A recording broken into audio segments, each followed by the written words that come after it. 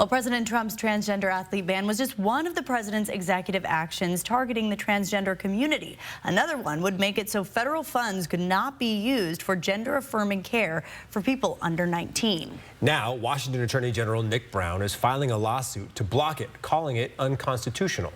This president's order is gross. It is disgusting. It is hateful.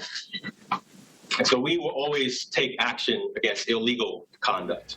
Attorney General Brown says this executive order targets an already marginalized group. One University of Washington student shared their experience on how gender-affirming care saved their life.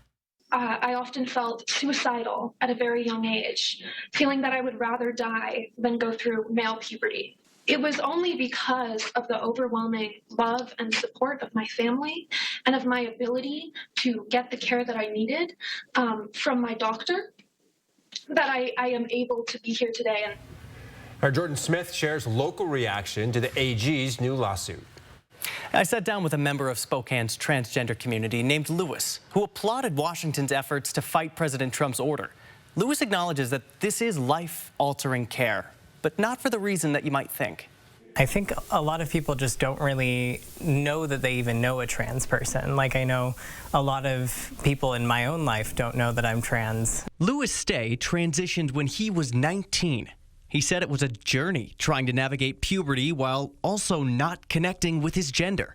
A lot of youth don't have access to a community that is there to support them, and then that leads to isolation, negative mental health effects, and unfortunately, a lot of suicide as well. But he says gender-affirming care resources were vital in trying to understand who he is. And it's not as simple as walking into a clinic and receiving life-altering treatment. It's not like they're just handing out gender-affirming care willy-nilly to anyone that wants it. It's a rigorous medical process with doctors and the family, and all we're really asking for is for the government not to be involved in that. Lewis says Washington's lawsuit to curb President Trump's executive order sends a strong message of support to the trans community, particularly in a time where it's hard to find secure footing.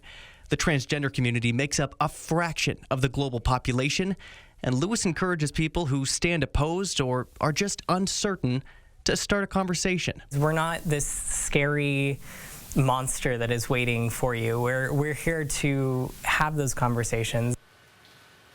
And President Trump has used strong language asserting in the order on gender-affirming care that, quote, medical professionals are maiming and sterilizing a growing number of impressionable children under the radical and false claim that adults can change a child's sex. At least 26 states have passed laws to restrict or ban this type of care for minors. The Supreme Court has heard arguments on this, but has not made a decision.